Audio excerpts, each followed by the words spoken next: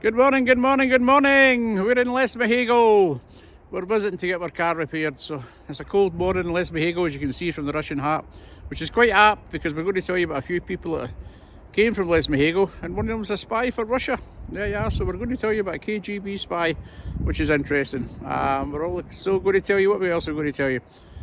There's a sculpture that's got a wee bit interesting. Got a sculpture in Edinburgh at this time from hundreds of years ago. There's a relative of Robbie Burns. There you are, which is just over in January gone, Burns night. I think that, oh no, there was a famous one that wrote a Canadian song, a patriotic song, and moved to Canada. And the one that I do remember is a football player. So we're going to tell you a football player that played for Scotland. He scored a goal against Czechoslovakia to help Scotland get to the World Cup. So I think we beat Czechoslovakia 2-0 that day. So follow me, please subscribe. There you are. Hope you enjoy this as much as I did my wee walk today. There you are. See you soon. Let's go. Okay, so we're going to look a wee bit now. It's obviously in ruins, but it's Lesmahagow Priory.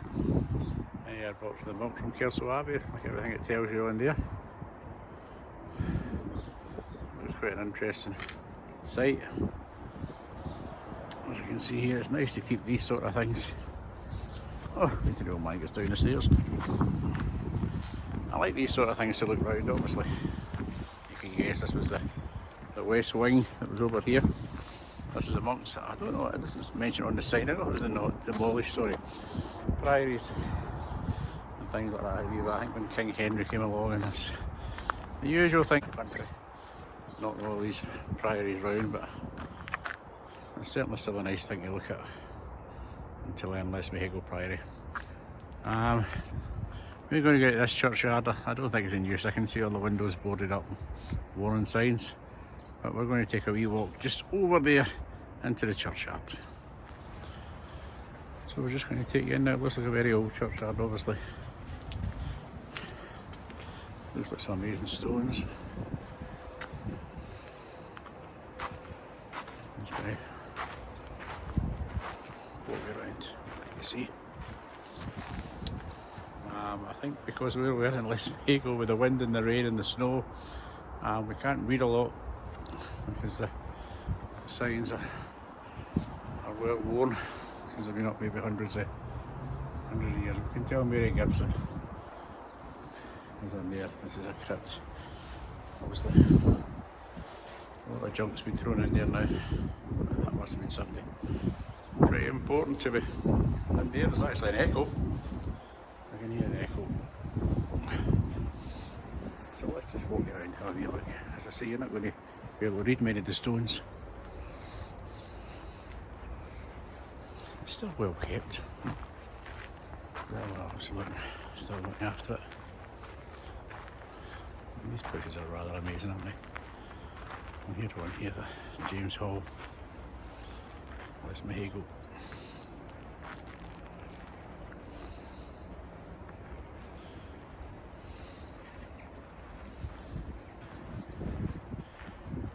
Just have a wee walk round.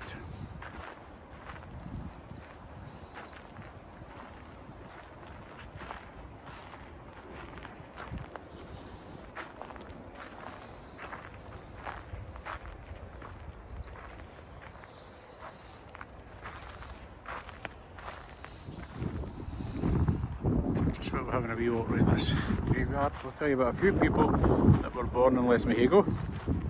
The first one, I think we mentioned at the start, John Caircross. He was born in July 1913. He was a British civil servant, but he became an intelligence officer and a spy during the Second World War. He doubled up as a Soviet agent, so he was spying and telling the Russians what to do. So that was a KG spy from Lesmahagow. Yeah, he might influence the Battle of Kursk. He was supposed to be the fifth member of the Cambridge Five. So that's one of the ones that came from Lesmahagow. There was a few other people. There was John Greenshields as well, 1795. He was short-lived, a talented sculptor. He was responsible for the sculpting of Sir Walter Scott, which is in Parliament House in Edinburgh just now. These stones years ago were amazing, weren't they? The church looks good in this weather as well. another one that was here was I lost his name, he did. Emigrated to Canada.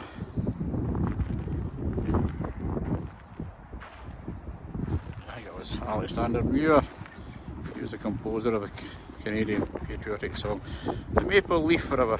He was born in Lesmahagow 1930 before he moved on. So there was a few people as well that has lived in Lesmahagow. It's going up here, look as though it's got a flowers with a wreath on it. There is one person I remember as well.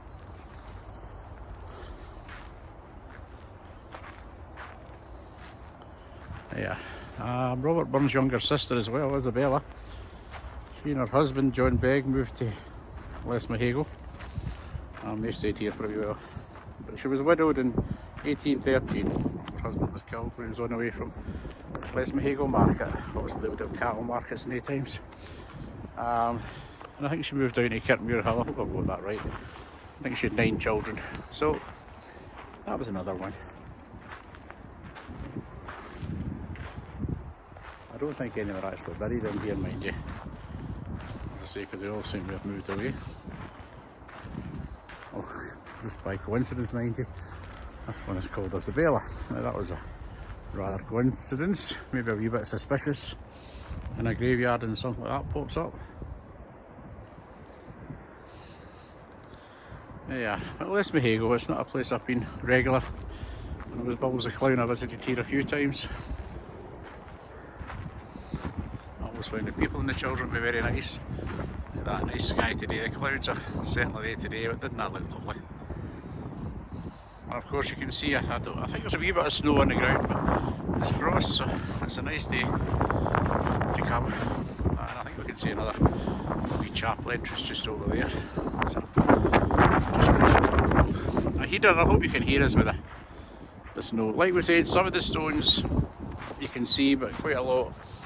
As I say, we're down in the wee valley of Lesmahagow and just a few miles off the M74, so it is cold here, as you can probably see from the ground, although it does look nice. Tempted to sit on that, but it looks a bit sugary on their idea. Let's head towards to down this other building. Looks as though there's been a small chapel here as well. Yeah, got a headstone just at the back there. It's actually quite good. There's not a lot of graffiti. I think I've seen a wee smiling face at the crypt. A few badges. Obviously Lanark's. It's about 6 or 7 miles just up the road. I hope I've got that right. Yeah, we've got some berries, probably. Peter would eat here, they're numpty, but I'm sure berries are poisonous. I certainly wouldn't be touching them. There's not much here because of the winter, although still very colourful, as you can see.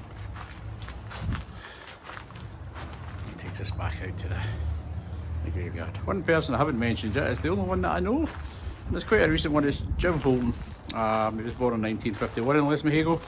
He was a Scottish football centre half. I do remember him when I was a wee boy. Sadly he died in 42, suffered a heart attack with a wheelie's car. I think it was round about Coventry, because I think he'd moved to Coventry. He played for Man U, excuse me, played for Man United. I think he was Celtic Boys Club, but I do remember him, especially because it was in the 1974 World Cup. That's when Scotland, well, they didn't win it, but they went unbeaten, which was quite an amazing achievement. So they went through that unbeaten. The other thing is, I do remember him scoring the goal. He did score the goal against Czechoslovakia. So that's about the only thing. It's nice to see that. Not a lot of people remember Jim Holton. It's not a name that ever really comes up. I haven't heard it spoke for a long while until maybe today, when I realised that Jim Holton came from here. I think he got 15 caps for Scotland. He was a centre half for Man United. I think he went on to a few teams, but probably Man United and Coventry.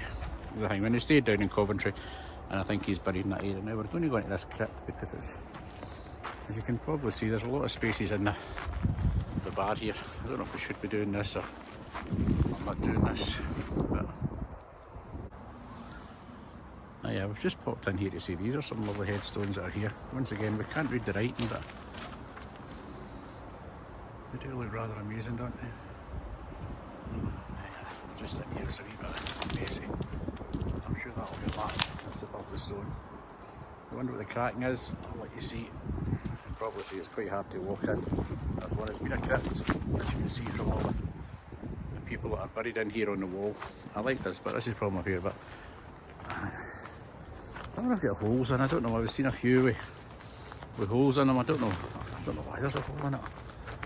Yeah, but if we get as close as we can, I'll let you see the amazing headstones.